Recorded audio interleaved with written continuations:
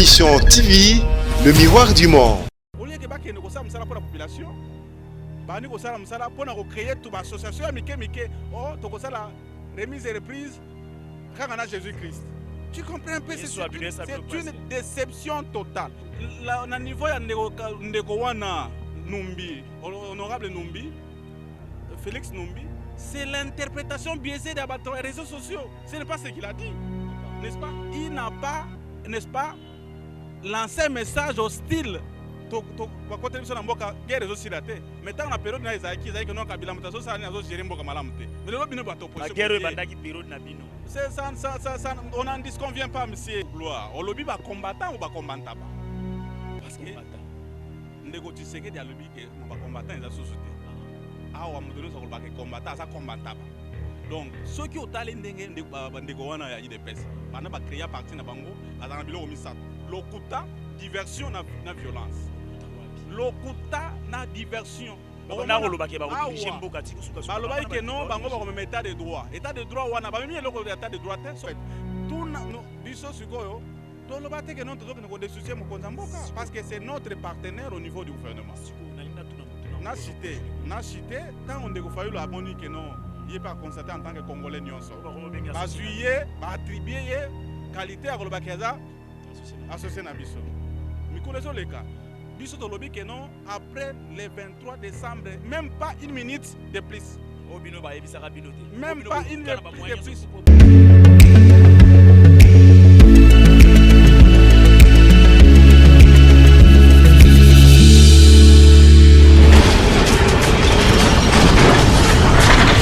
Ma mission TV, le miroir du monde. Bonjour mesdames et messieurs, Ngawabino Gloire Bosobe, Bobenga souverain primaire, petit peuple. Naebisa kibino nazalaki na ba Michel Mangala na ba Yves Bouya banani ya Lamuka na kendaki ti na mupanzi ya cash to solaki na bato ya cash na prometa kibino ke non na kokota pe na FCC et pour preuve lelo après ba multiples forts na luki et lelo na zuye monsieur Alain président national ya ba jeune kabiliste et puis communicateur ya peu peur de na FCC na zuye lelo poto tuna mituna obino senga kito tuna ensemble avec yende to solola ceux qui papa ko poussa na mamuke. Bonjour monsieur Alain.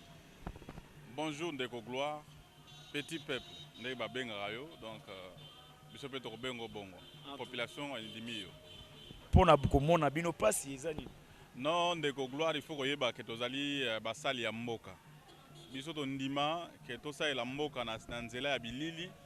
Alors, la sollicitation est ébélée. Lelo na tongo na ki na bandeko na bino ya Atu télévision qui na tu. C'est l'émission presque il y a plus d'une heure. Tolo belaka mboka. Et donc ceux qui ont zana poso so na biso au programme parce que avec que ndako ezali organisation ezamala monte ezara esimbaraté donc ceux qui debi que non to programmer yo pe o yamba biso mukoloni ntokoya. Ma mission de télévision est chaîne monnaie à Congolais balinga Olanda ngo mingi biso pe Olanda ngo donc to boya ta invitation et surtout le mususu dokola na ki leader ya ba jeune présenter nga awa andere ya la membre ya PPRD na FCC ko communicant na ali président national ya association nationaliste ba jeune kabiliste biso ba jeune nationaliste kabiliste en tant que ba jeune balinga ba participer na botongi ya mboka to soutenir ka journaliste nyonso ba jeune ko biso. Parce que déjà ils allaient et l'autre malamu initiative ya kosa eloko moko pona ko contribuer ko moko kene liboso donc ko boya invitation na yote mais il faut être toujours patient pour to les caper na chaîne na bino. Merci beaucoup Medi. OK maman on a vu à sujet parce que ba déranger nga trop. Et c'est vrai que non moto na bino autorité morale à Rozonga lisu na 2023 na ba ponami. Ndeko yebike yo Olanda nga na bilili na nzela ya Top Congo télé 50 boso na politique et pas ndeko na Israël et puis na ba chaîne mosusu ngai na lingate ko tia sentiment na mosala na ngana loba na raison mboka oyo bato bazo tika mibeko bako loba na sentiment n'est-ce pas et kenda libosote et donc kotuna ke autorité morale na biso a président nanga national na PPRD Joseph Kabila Kabange o biso ba jeune nationaliste kabiso pesa kombo patriarche. Aussi, commissaire patriarche congolais. Pourquoi? Parce que lelo pona ko émerger na politique, il faut que tanga kombo Kabila. Pour émerger batba yeba yo tanga kombo ya Joseph Kabila, oko émerger. Dota sali kamote il faut batanga kombo na. Mutu nyonso a politicien faut tanga kombo Kabila parce que so otali lelo soki kende ko Félix Tshisekedi asali musala malamu to yoka batala muka abike non Kabila mutasali boy. Soki omoni ke place makambo etami mboka malamu to yoka bato IDPS ndeko kabuya koloba Kabila muta bloqué. Hein? Biso pe koto potolo bakeno mboka lingeta mola malamu tolobi Kabila, c'est-à-dire biso siko ba jeune. Bilenge to comprendre que ali ya solo patriarche politique ya Congo. Et donc koloba keno akozonga to te wana tunande constitution parce que constitution lobi boy. Que mokonza mboka aza élu pour un mandat de 5 ans renouvelable une seule fois successif. Donc ce qu'on a mandat lelo aucun mandat wana osilisi yami balé population pesa susu loboko osilisi okoko sala susu te mandat yami satu au même moment, n'est-ce pas? C'est ça la constitution qu'on peut savoir interprétation mususte. Mais oyo esalema ki bongote Joseph Kabila lokola patriarche congolais. Pourquoi? Parce qu'alinyi mboka na ye c'est un nationaliste avéré. Ndenge biso pe toza ba jeune nationaliste kabiliste alinyi mboka na ye makasi tango bato bakansaki ko violer constitution pour se représenter ya lobi non ngai na ko respecter obe constitution parce que nazali na bolingo ya mboka. Comprenez ma passion pour la RDC. Boyoka ki angotan alobaki na parlement réuni les deux chambres réunies en congrès. 2 ans wana ezaki na volonté na yete ezaki na volonté ya seni ezaki il faut ko to uti au passer ezaki liboso auti ko zo malade ya kufi futo cha mtu musunde ko nanga aya et puis ko enrouler ba nouveau majeur bato balki na 2011 na moins de 18 ans bakosi 18 ans il a fallu te ko tsa wana kati wana, n'est-ce pas? Alors processus union so wana de sala ki to 2 ans mais 2 ans wana mo continue biso Joseph Kabila alobi ye asangisaka mutu nyonso na bokambi mboka benda bandeko na biso IDPS bakota na bokonzi ti lelo IDPS akota na ndenge ni moko te yene muta benda bango po bakota na bokonzi to. Non mais c'est na lobi ke no lokola mokonzi mboka à l'époque aya asenga dialogue esalema dialogue tango esalemi ba congolais na sima nango balobi ke no IDPS azwadini primature oyebi bato balongaki kuna ndeko Bruno Chibala avant d'abord Sami Badibanga. Les autres ont mokonza mboka IDPS. Donc toza na règne bata bandeko na biso IDPS depuis 2016. Donc ça ba règne ya bandeko na mino ya IDPS depuis 2016 ezate ko banda na pouvoir ya président Félix. Non papa, parti politique est bien privé et yali bien commun, n'est-ce pas? N'est-ce pas que ceux qui ont créé parti politique, les autres ceux qui ont tali ba congolais nyonso.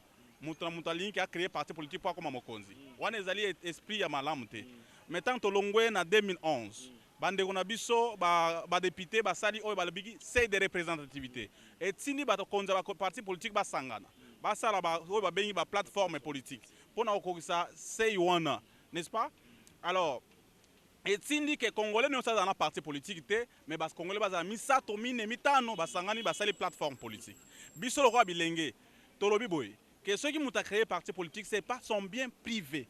Au moins téléphone ali nango na bomboko eux ils bien privé, c'est-à-dire que lelo ceux qui na na longwa nde famille nanga biologique nde baza na droit nango ya ba kongomani te mais ceux qui na na kata parti politique peut perdre parti nangai et les partis ya Joseph Kabila ye morote ya biso nyonso, c'est-à-dire que place oyo ndengo ilunga nkamba azali wana premier ministre azali te parce que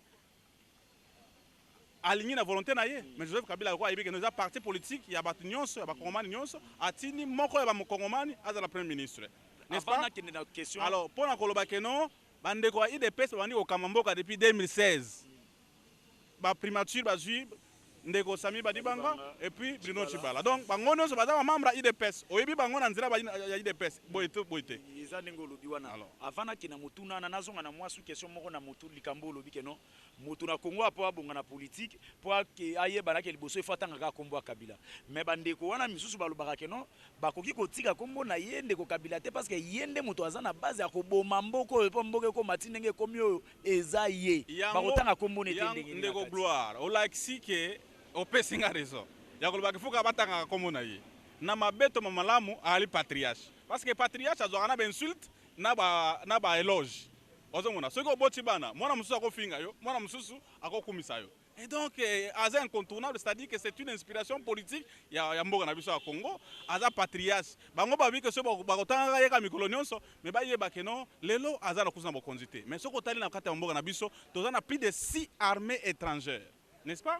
Ba côté biso na Mboka, toza bakote biso na mboka guerre ezosila te mais ntango na période na ezalaki que non kabila moto azosala nini azogere mboka malamu te mais lelo bino bato opposition guerre ebandaki période na bino ça on n'en disconvient pas monsieur ebandaki na période na biso mais bolobaki que non soki mokolo moto mosusu akozwa ekosila balakaki terre ciel na période ya campagne que non soki biso tokoti makambo wana ekosala nini ekosila tokotia soki état major na Goma mais banda toza awa 2 ans yango oyo bato bazokufa lelo na Beni bandeko na biso bazokufa mpo na kolakisa ke no bakamba kokamba mboka bakambaka yango na défi te eza eloko moko ya kokamba yango koassocie bato nyonso n'est-ce pas mpo na koramase eloko moko wana nazoyoka déjà ke déjà bazoluka basala soki mise en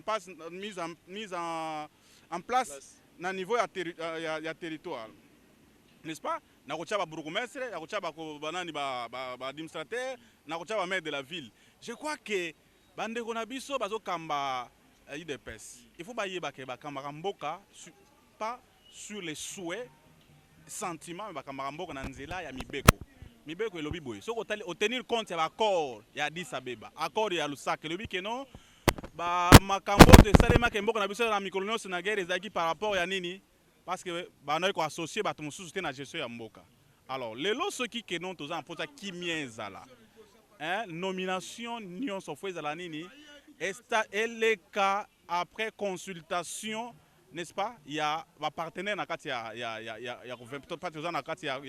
gouvernement à coalition. Alors, ceux qui consultation on est l'équipe après ils ont débattu au niveau il y a conseil des ministres parce que mon il y a gouvernement. Mon il y a gouvernement ezali ilunga ilunkamba o azali membre ya FCC soko moni FCC albi que non futo zala na bomoko parce que tout kamba mboka pona ko sepelisa ba militante mais za pona ko sala nini ko sepelisa population ndeko na biso kan konde fa yeba que non il faut ko sala makambo nyonso ko landisa na mibeko yango siko bokomi na système ya botiki ndenge bato bazwa kizebino que non botia président Bakal bokomi siko kotia na insécurité. Ndeko gloire koloba biloko nyonso wana c'est du n'importe quoi. Hein? Rationnellement, tu comprends que en management des entreprises, parce que je suis économiste de formation, en management des entreprises, on dit l'échec ne se justifie pas. L'échec s'assume. Lorsqu'on a échoué, il faut avoir l'élégance politique d'accepter qu'on a échoué. N'est-ce pas? Mais c'est quoi le rôle de l'autorité? N'est-ce pas? Le rôle de l'autorité établie. Il y a bon de là-bas, tout ça n'a composé loi pour battre Dimango. Est-ce que qui est FCC ça c'est faux. On veut justifier l'échec. Nous avons dit ici, n'est-ce pas? Après la nomination, il y a un juge dans le niveau de la Cour constitutionnelle. Mi balewana. Tolobi que non, mon konzamboka, na mobeko wana ndenge salema ki constitution ezali ki violé. N'est-ce pas? Il a fallu que le Premier ministre ou le chef du gouvernement soit redevable au niveau du Parlement à Tchalobo qu'on a eu. À Tchalobo qu'on a eu, dans l'ordonnance, on a nommé les juges au niveau de la Cour constitutionnelle. Mais le cas là, il y a Longwe, il y a une mission officielle avec le Mbachina, c'est maintenant que Mokonzamboka Antoine Tshisekedi a une ordonnance. Nous nous sommes exprimés, n'est-ce pas? De la manière la plus claire et nette que la Constitution est violée. Parce qu'il n'y a pas un PV établi par le Conseil supérieur de la magistrature, n'est-ce pas? Conformément à la Constitution. Les nominés n'ont pas été consultés, n'est-ce pas? Le juge Bangomoko Baye, Balaxi qui est consulté, au prêter serment. Maintenant, au niveau du FCC, nous avons dit que le chef de l'État étant garant du bon fonctionnement de toutes les institutions de la République, n'est-ce pas? Il doit chercher, hein, il est appelé en fait, il y a qu'à rapporter ordonnance. N'est-ce pas? Tout le monde a mbongo. Le président et ceux qui a collecte, il y a gestion, il y a Covid. Tango papa mbongo aboyaki. mokonzi ya mboka arapportaki ordonnance wana c'est pas une fatalité. En fait tout biso sikoyo toloba te ke non tozokende kodesoucier mokonzi ya mboka parce que c'est notre partenaire au niveau du gouvernement. Na cité tant on ndeko Fayulu amoni ke non il est pas constaté en tant que congolais nyonso ba juillet ba attribuer ye qualité à koloba keza associé na biso. Non, écoutez, qu'on ne joue pas avec la population congolaise. N'est-ce pas? Population congolaise a payé biso mandat il y a 5 ans. Mikolezo le cas. Biso de lobby que non, après le 23 décembre, même pas une minute de plus. Même pas une minute de plus. Aujourd'hui, bande on a besoin de PSD balwa que non, transition nini sans Kabila. Te bango pe ba remise reprise kaka, la remise reprise kaka na Jésus. Natuna mutuna boy. Makambo nyoso tu o ekomi ko bima sikoyo. Oh na présidence mbongo eleki il fallait saler la budget et président a violé constitution et bona boy na période ya Kabila tango banda ko gérer. Ba makambo nyoso tu banda ko bima te. Pona nini? Pourquoi batu baleka te oh non Kabila a violé constitution. Oh Kabila sali boy. Batu bazaka na autorité wana te. Kabila tango banda ko nommer est-ce que banda ko tuna banani? Po o Félix pe ko makeno banda ko tuna batu. Ndeko ceux qui keno moi na mayele na classe mais na katanga azo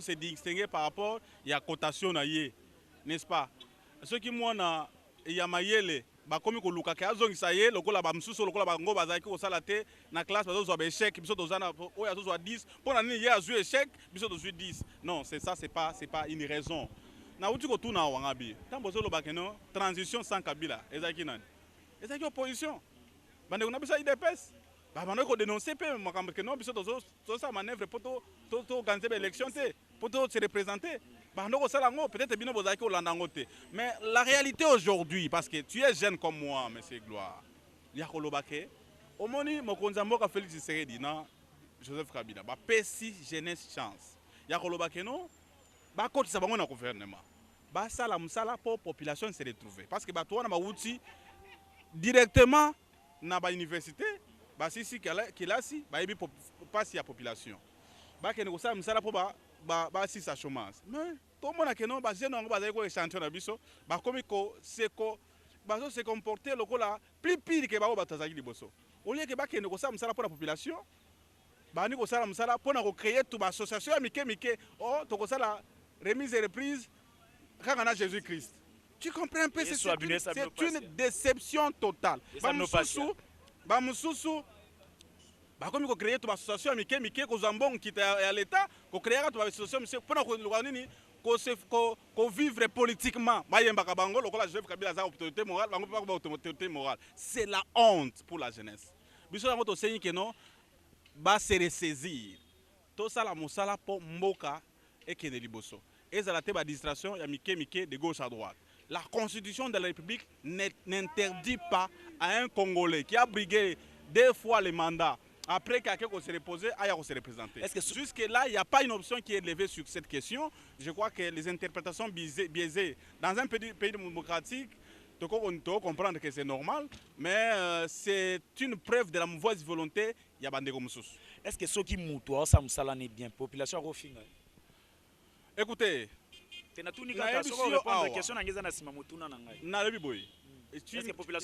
me suis identifié ici comme économiste de formation. N'est-ce pas? J'ai une spécialité en management des entreprises. Il y a un scientifique, Maslow, qui dit que les besoins de l'homme sont illimités. N'est-ce pas? Partant de la théorie de l'insatisfaction des besoins de l'homme. C'est-à-dire que tout mon côté a que la population est indimaye. Atato Jésus Christ a quitté awa bat ba contester par rapport à l'homme parce que ce qu'on sait nzala o loko ke ko bina na bar. Ce qu'on na bar aussi si on ngo ke ko sa ne ko sauter na mai. Ce qu'on sait na mai aussi on ngo vajo ke na obetama tu na Rwanda. Non to yoka ke no bangore vazo agresser biso mikono to ke no mona na Kagame to sol. Donc besoin ezo botama na sima mususu. Tout celui qui vient, il fait l'essentiel. Ce qu'on dit que aussi ça mikamanyo, yo moko mboka ekota nkata dictature. Motuna nanga ce que za place likambo nini bozo luka na nzoto ba combattant. ceux qui bazo dénoncer makambo tant mususu maman Janite azo sala présidente azo sala ya assemblée nationale azo sala bazo bimisa ba makambo na kuku bazo ya côté lemela allez komi ke boluka ko intimider bango na ko kangisa bango na ko senga ba fungola ba dossier pona bango ndeko gloire olobi ba combattant ou ba combattant ba parce que ndeko Tshisekedi alobi ke ba combattant eza société awa modono sa ko ba combattant asa combattant ba. Donc, ceux qui ont talent ndeko wana ya IDPS, bana ba créer parti na bango, ba na biloko misat. Lokuta diversion na violence. Lokuta na diversion. On a roloba ke ba obliger mboka ti kusuka suka. Ba loba ke non, bango ba ko état de droit. État de droit wana ba mimi eloko état de droit te, so ko na constitution article 1 et lobi ke non Congo na biso et ali état de droit. Ba kota ki yango. Yango ba kota ki yango. Bango ba bi ke bango ba état de droit. État de droit, papa, dans un état de droit.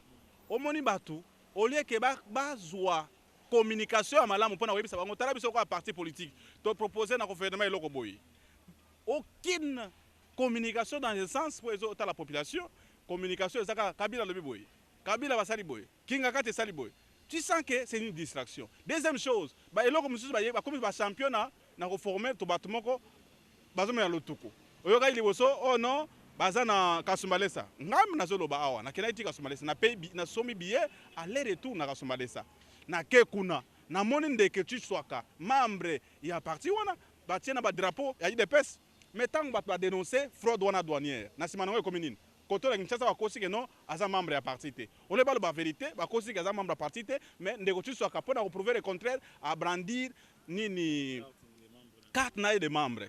Ozomona. Deuxième chose, tu as dit que Mikamanini ya Kingabwa, milice. Milice, mon compte en Félix Tshisekedi. Bande qu'on a besoin de personnes qui baboye, que tu as besoin bango boye. Félix Tshisekedi to zoaye.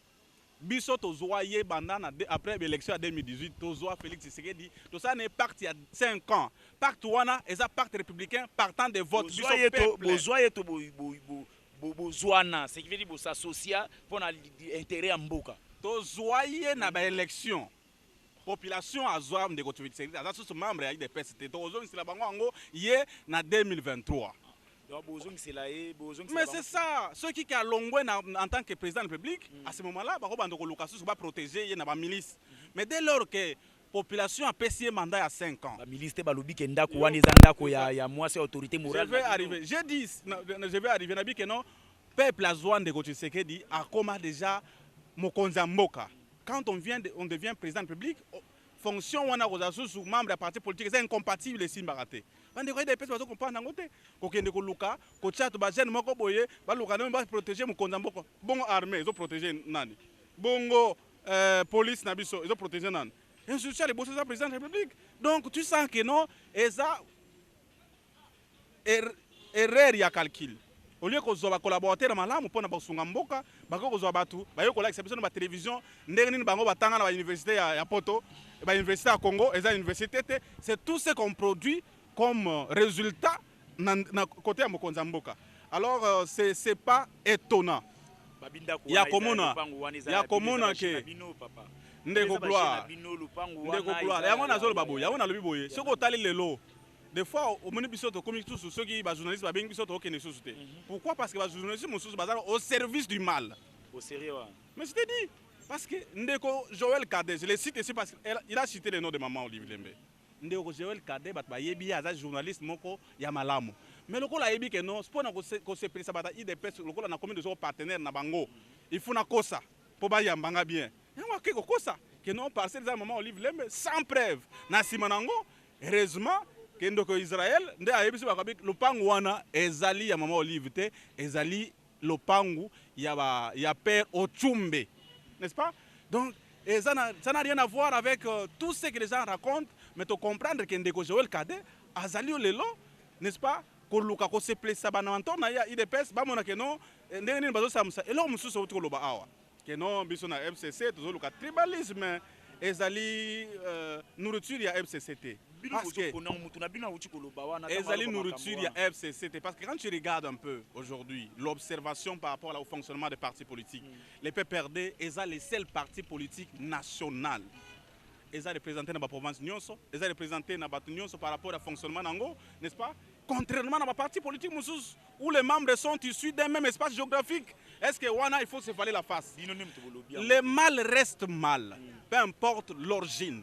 Ceux qui m'ont dit à la FCC, alors c'est précipité, tu dénoncer yango. Alors, au niveau de Ndeko Wana Numbi, honorable Numbi, Félix Numbi, c'est l'interprétation biaisée des réseaux sociaux. Ce n'est pas ce qu'il a dit, n'est-ce pas? Il n'a pas, n'est-ce pas, lancé un message hostile. Parce que tu sais que la Constitution consacre en fait cette liberté. Il y a des Congolais qui vivre partout à l'Ignazala.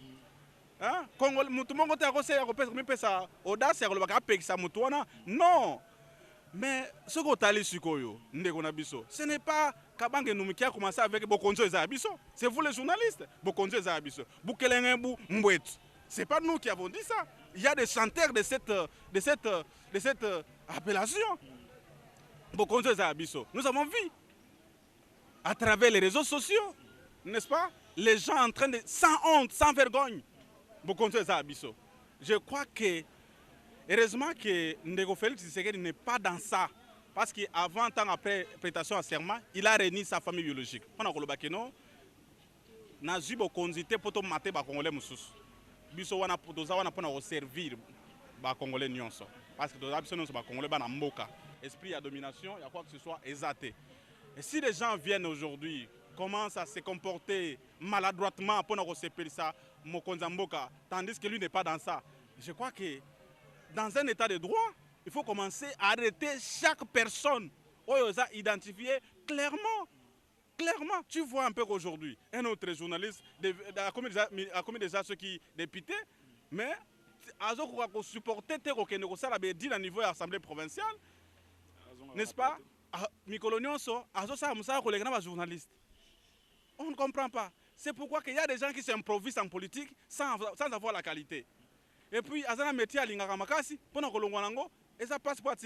Mikolonio, c'est un média, il y a un peu de tolobi que non. Allez commencer à chosifier une femme. La femme et surtout de son ami, parce qu'on a été vexé par les propos de son ami, ça c'est inacceptable. De la même façon, il y a un gars drogué, s'identifiant. Non,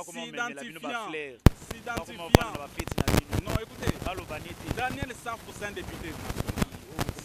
C'est un compatriote qui sert son pays à travers ses services. Il y a un député national. Non, écoutez, il y a un député national à Kenda qui fait sa bafouille pas à Maman Janet Kabila parce que baza ba collègue. Bazo travailler dans la commission, il y a défense. Non.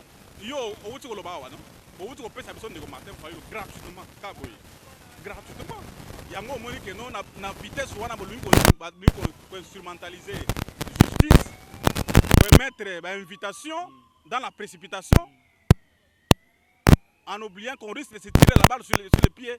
Heureusement que la Simanango va réaliser une invitation. Donc, Ndeko, to biso futo font la mise, ba congolais font la mise, batailler des pèses, ba loba trop. Que ce bango ba yé, mboke ko changer. Lelo ba yé. Ne pas na volonté bino ni ko sotia bango ba calme, mo na ko sotia bazo balbisier. Mutu bongo te atiewe kal. Le respect de la Constitution, le respect de la Constitution, Robert Ango blocage. Parce que nul n'est au-dessus de la loi. Nul n'est au-dessus de la loi. Rosan Malonda n'a jamais été perdre. Rosan Malonda, c'est un technicien de la CENI. L'église est adoptée qui est. Parce que d'abord, il faut fixer l'opinion. Que les lots qui sont politiques, ils reconnaître traité que quota on a la présidence en CENI est réservé exclusivement na la confession religieuse, c'est-à-dire société civile, qui va mettre la vie pour imposer candidat. À ce moment-là, tout ce nini CENI a to bomango to zwa ka to chango so na ministère de l'intérieur banga ba bibino ne kanyaka pona ko corrompre batu ko basala o mubino bolingi kanyaka ba confession religieuse aussi. C'est de l'amalgame, c'est de l'amalgame de ko to yebi biso no to yebani to sala bozo baté to yebani hein to tsana c'est to yebani ndeko biso zaki na candidat na biso azwa ki ba élection te totie na se nga nazoloba nazalaki candidat na changu n'est-ce pas nazwaki bavoix ebele nazwaki bavoix ebele soki toke lelo na base na nga topesa bapv tozwa bavoix ebele me ndeko nanga abike no nga te ake kotia bato mosusu me bato yango baza kuna basala mosala bakomi kose plaindre lisusu. C'est pour te dire que bon balobaki kabila noma badepute bakosaka badepute baza kuna soki basala ikopi na bango na bandeko nanga kabila ayebi bango te ozomona. Et donc biso bokomi osundola nanga malembe après ale ntango ekoyindela ye oyo bino bozwi ye bosali na ye ntango bosilisi bomosundole malembe. Gloire, moi je te dis des choses vraies, que je suis communicant kabiliste il y a depuis des 10 ans. Hein? Je sillonne le pays dans la communication. Makamwa, nini ya comment? Non. Et vote électronique, c'est quoi? C'est ça. Vote avec la machine à voter. Na tambola, na zaki na Lubumbashi, na Kei, Kisangani, na Zongia, on a levé en tant que communicateur à majorité présidentielle à l'époque. Et puis naza candidat, Kabila me connaît en tant que kabiliste. Naza candidat na Tchangu, tu crois que bana ko nommer bato, ba nommer ngate. C'est pour dire que Babilo connaît ce balobaka, il faut qu'on compte na kati tango. On sert pas roya ko nommer te. Non, Ronsa c'est un Congolais. Peut-être les bas blessent parce qu'il est de l'Ouest. Peut-être que c'est là où les bas blessent. Parce que on a des évidences. Ndeko Malonda, il est du Congo central, non? Mais c'est lui de 50 ans Congo central. Bon, parce que peut-être parce que ceux qui ont talent d'une élection Église catholique. Église catholique. Ce sont des évidences. Église catholique n'a de Kwambongo, basala ba élection wana. Parce que c'est bazaki te. Pas expliquer bazaki te. Basali ba élection ba kei sur les 8 confessions religieuses. Ndeko Rosan Malonda a 6 sur 8. Ndeko bandeko na biso ya SCC na Église catholique bakanda na bango bayaki na bango ba échoué. Tant ba perdre l'élection dans un pays démocratique, il faut accepter l'échec parce que pour Zaka Moko, c'est pas tout le monde qui sera président au même moment. Alors, c'est que bandi déjà qu'on renié ba processus na bango. Malonda est moins congolais que les autres. Non, mettons un peu de l'eau dans nos vins. Le quoi zamuto na binoté totika kasi ba longola e ba bande l'élection esili. Biso banani poto longola poto ça c'est la loi. C'est la loi, il faut qu'on soit respectueux des textes. Dès lors que société civile est présentée biso nani candidat pour entériner. Nous sommes respectueux des textes. Nous sommes des gardiens de la République parce que ndeko tang moko oyo Mobutu a géré ngo pendant 32 ans babomi ngo na mindele. Non, Mobutu aza congolais mais a géré mboka mabe. Wana bato bazolo ba wana par ignorance peut-être. Biso to gérer malamu parce que ce que otali lelo nzela ko longwa awa si oke chikapa. Hein? Olonga watiki kwit lelo okoma na kikwit nzela eza asphalté eza Joseph Kabila mtatiki yango longwa wana okoma na pont ya Lwange abongisi yango olongwe na pont ya Lwange tichi kapa OK okuma kuna nzela wana ezaki te olongwe awa ti na côté ya Mwanda nzela ba asphalté Kabila mtatiki yango. Alors na continuité ya pouvoir n'est-ce pas ndeko Tshisekedi pe azawana akosala oleke bato baba na ko critiquer ka Kabila asani ni bango ba sala po bato ba comparer ba saut des moutons. Saut des moutons. Yo nanga ba bisa biso 3 mois et aussi là. Lelo toko que vers 2 ans. Et si sangani na bato po boyi ba mbongo na projet à 100 jours toko ta na katité. Parce qu'on veut nous poser la loi des non, bon tika Kabila ka bon. Ce qui est marché, il est béton. Et ce qui est marché c'était Kabila bloqué. Non, ça c'est de l'amalgame, c'est de la malhonnêteté intellectuelle. Tous à la près à quoi assumer. Na ba réussite. Non, c'est ça. C'est ça un homme normal. Sinon ça ne va pas. En tout cas, tout comme na suka émission na biso eloko nini okolobela ba imboka pe ba autorité yonso ya mboka. Non, mais écoutez d'abord on a le baboye. Le patriarche Joseph Kabila le baboye que jeunesse oyo ba kolandanga na ndela ya télévision na bino ezala vigilante. Croire en soi-même par rapport à makambo lingo sala parce que ceux qui esprit de prendre les risques pour mettre en place quelque chose, il faut évoluer plus dans le domaine de l'entrepreneuriat, il y a des jeunes. bosangani 2 ou 3 personnes moi projet na bino bozana ngo bozui ba idée wana bo compte ngo projet après projet bo loki ndeni ko obtenir moi financement pour bon matérialiser maintenant projet na bino wana et aucun liboso. Maintenant pour que cela soit effectif, il faut d'abord commencer à croire en soi-même. Kotika ko kanisa ke non ba politicien de ba kobongisa mboka oyo. Ba kobongisa mboka eza biso moko ba congolais population surtout jeunesse.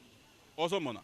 Jeunesse yango tout ça la moi misala na biso de gauche à droite bino cadre la média ba créer mo biloko na bino tous encourager bino. Et puis biso le roi ba jeune côté Andeko Joseph Kabila. Tous annoncé conférence moko débat sur l'entrepreneuriat des jeunes. Oyo ko se tenir na foire internationale donc na fikili na samedi. Pour tout l'accès que non mboka et kendara liboso na nzela misala et kena liboso te na nzela ba télévision ko lobaka pas ma sans ko sala misala le kama lobana ebele, n'est-ce pas? Alors jeunesse so responsabilité na ye ba landa te distraction bande ko na biso ya IDPS bata IDPS ba ye pour nous distraire biso mikolezo leka ole batika mokonza mboka se concentrer ba ide ba projet pour mboka ke liboso bango bazaka o FCC lingi boye balanda bango te parce que baza ba champion na lokuta n'intox na violence au mona ki ndenge marche ezale maki marche ya IDPS ba kufi ya FCC ba kufite lamuka ba kufite population à comprendre banane bazo tenir po mboka ke liboso ba munane pe bazo sakana pe na vie ya bato likolo ya pouvoir na bango parce que la vie humaine est sacrée dès lors que on ça eloko na yo ozo zwa o justifier bomo ya mutu po o atteindre l'objectif ndoki wana.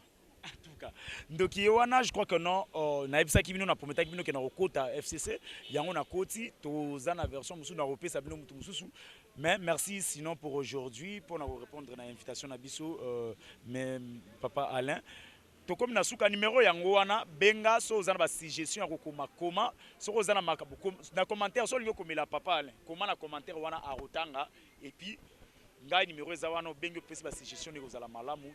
Eloko na mona nyaloba na bino ba journaliste oyo boza na sima ya bato ya ba politicien mikolo nyonso mpona kolukaka ko tutsaka bato mitu yo soki balongolaki yo na députation nationale bazwa candidature na yo te mpo oza na nationalité belge eyeba na moto nyonso eza moto moko te ya FCC alobaki no balongola candidature na yo ndeko journaliste soki ozongeli métier na yo akala sala ngo na ndenge akimia na bokebi nyonso na humilité komanda koluka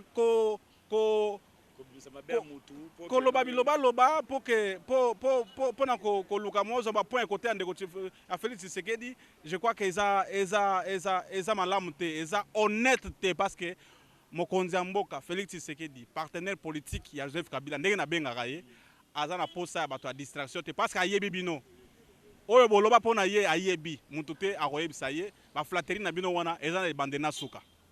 Merci tokomi na suka. Ciao.